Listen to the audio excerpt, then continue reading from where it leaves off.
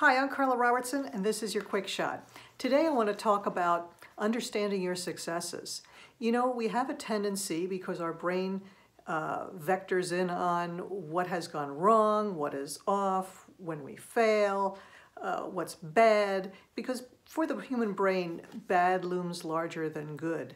And we are very threatened by things that go wrong or that fail. So we do an anatomy of our failures, of what went wrong. And there's nothing inherently necessarily wrong with that. I think it's good to understand, hey, why did this go sideways on us? Why didn't we get where we wanted to go or intended to go? Equal to that, and maybe even a little more important, is to understand your successes. When things go right, when we do things well, when something turns out the way we wanted to understand what did we do to make that happen so that you can replicate it. So it's really great to celebrate when things go right and press pause and say, wait a minute, let's understand, how did we think about it? How did we approach it? When obstacles came up, how did we handle it so that it turned out okay? How do we operate when things are going well? Let's understand that, so that we can replicate that, we can build upon it. Now, this doesn't mean that you're going to come up with, oh, this is what we do every time. Maybe what comes out of that kind of inquiry is that, you know, when we stay agile-minded, and you know, if you follow me at all, I talk a lot about being agile-minded. I wrote a book called The Agile-Minded Executive. So maybe that comes out of it. When we're agile and we're asking the right questions at the right time, we can pivot easier when we need to, because as we know, things don't always go the way we planned. That's just life, right?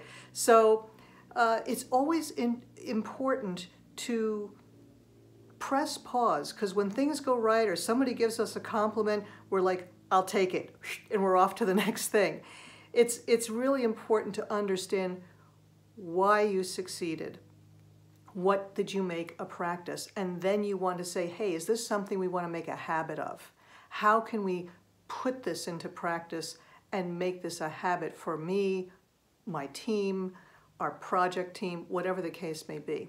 I know for me, when I'm a keynote speaker, and when I come off the stage, a lot of times people are there and they want to talk to me and so forth, and they'll say things like, oh, that was great, and oh, that was fabulous, that was one of the best talks I ever heard. And I will, I could take that and run with it, which is great. At the same time, I always ask, what resonated with you the most? Why was it great? I want to understand. Could you help me understand what's your takeaway? Why was that so important? I want to understand. I do the same thing with coaching work. I want to understand why it was great, why it was helpful and valuable, so that I can then say, okay, I want to make sure that I put that element into my work, or at least it's on my radar to observe, hey, is this a person that this would serve as well? Because one size doesn't fit all, and what's helpful for one person may not be helpful for someone else. At least if I keep hearing it, I keep asking the questions, and then I keep hearing the same thing, I see a trend.